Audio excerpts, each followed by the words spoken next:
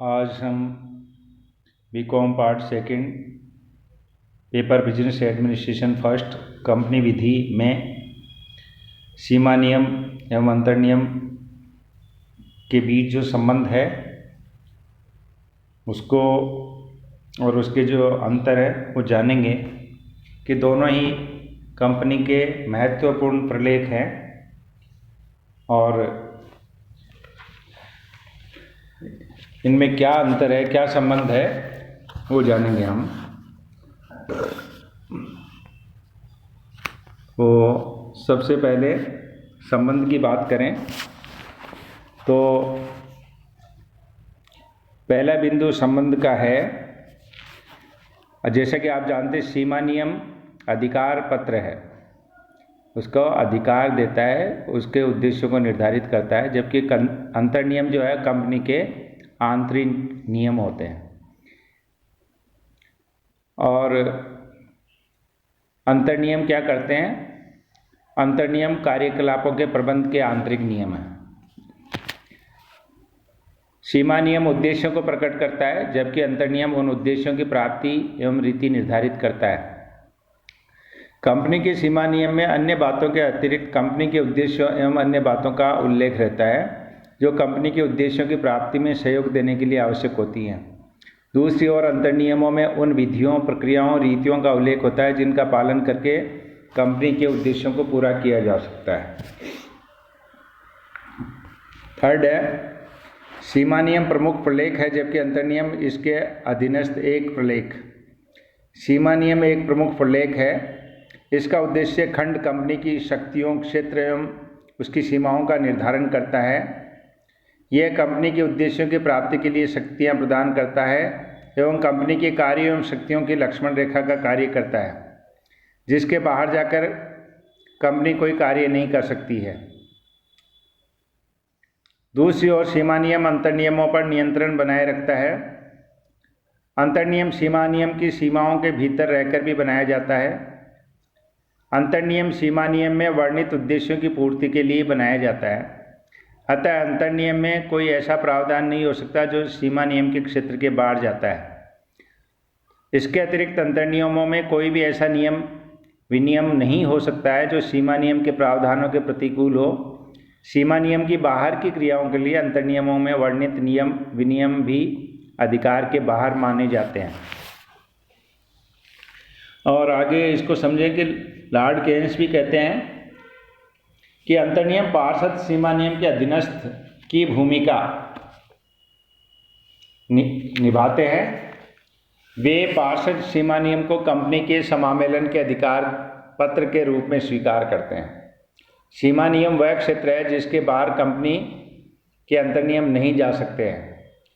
इसके क्षेत्र के भीतर अंशधारी नियमन प्रशासन के लिए जो भी उत्समझे विनिमय बना सकते हैं, विनियम बना सकते हैं।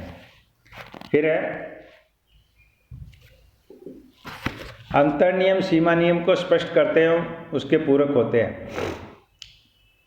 यद्यपि अंतर नियम सीमा नियम के अधीनस्थ बनाए जाते हैं, किंतु ये सीमा नियम के प्रावधानों को स्पष्ट करते हैं तथा सीमा नियम के पूरक के रूप में कार्य करते हैं। किंतु अंतर नियम किसी भी स्थिति में सीमा नियम के क्षेत्र का विस्तार नहीं कर सकते हैं। यह उल्लेखनीय है कि किसी भी प्रकार की अस्पष्टता या अनिश्चितता को दूर करने के लिए सीमा नियम एवं अंतर नियम को एक साथ पढ़ा एवं समझा जा सकता है।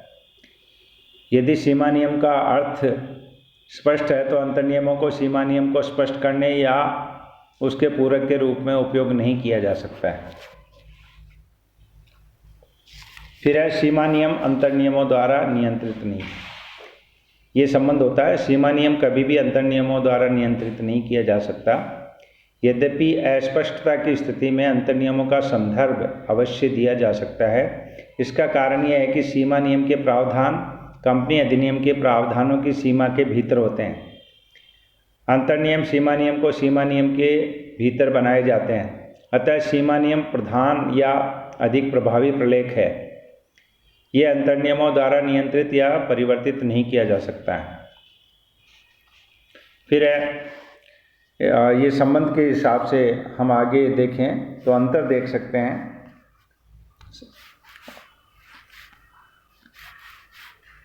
तो अंतर कुछ आधारों पे अंतर करेंगे हम।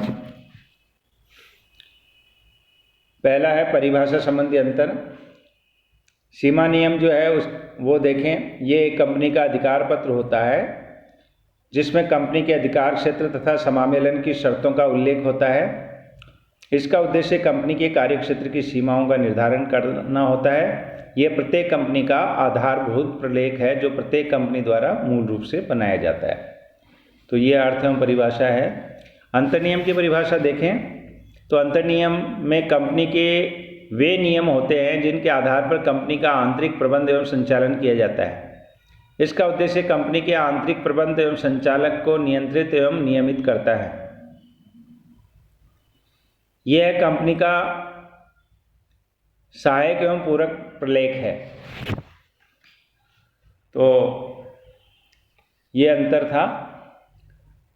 फिर है संबंधों की व्याख्या।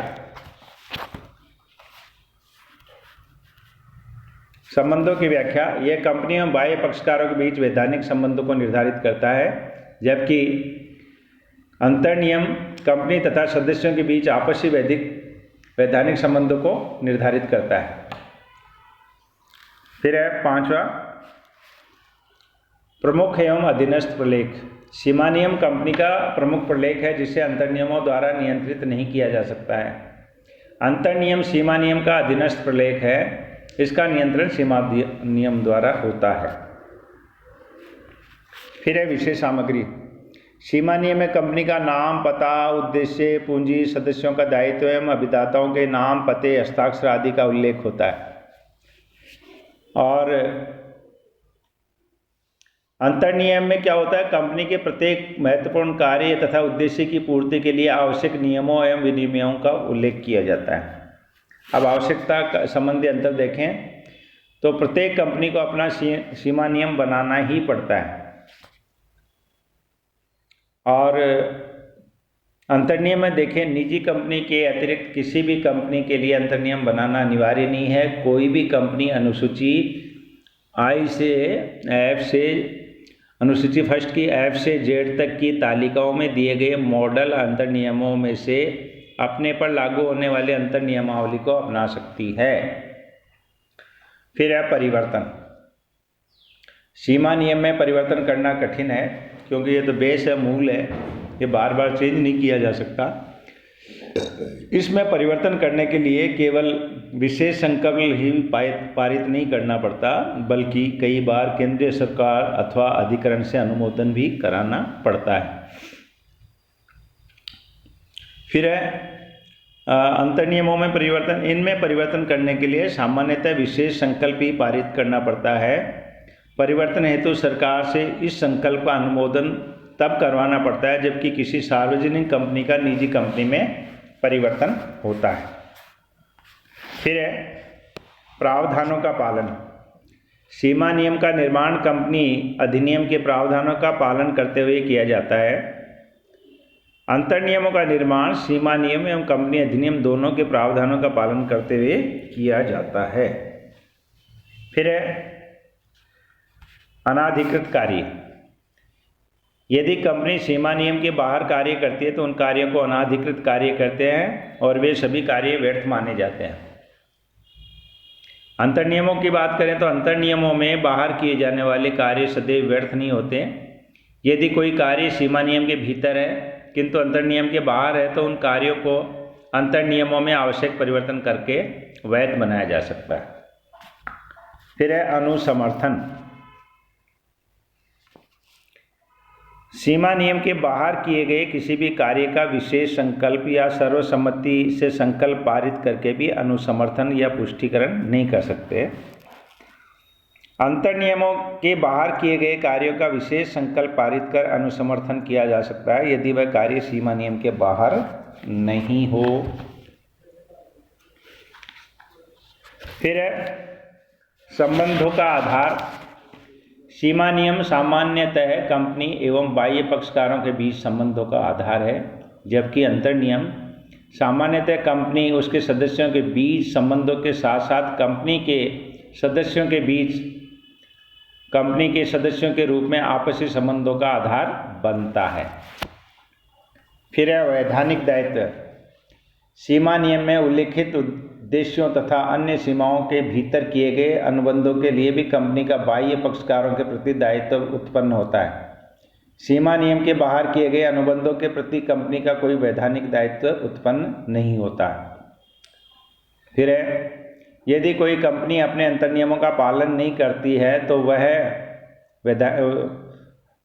वह कंपनी बाह्य पक्षकारों के साथ अनुबंधों के लिए उत्तरदायी होती है। फिर है स्पष्टीकरण। सीमा नियम अंतर नियम का स्पष्टीकरण नहीं करते हैं, जबकि अंतर नियम सीमा नियम का स्पष्टीकरण करते हैं। तो ये जो है इसमें पारस्परिक सीमा नियम का जो है वो अंतर था, इनमें जो संबंध था, दोनों ही महत्वपूर्ण प्रलेख हैं। और इस टॉपिक से हमने ये इसके बारे में, संबंधों के बारे में जानकारी प्राप्त की। आगे जो है हम सीमा नियम तथा अंतर नियमों का क्या प्रभाव होता है, ये बनाने से क्या परिणाम उत्पन्न होते हैं और कैसे परिवर्तन होता है अंतर नियमों में, और ये सब चीज़ें आगे के वीडियो में हम जानेंगे। धन्यवाद।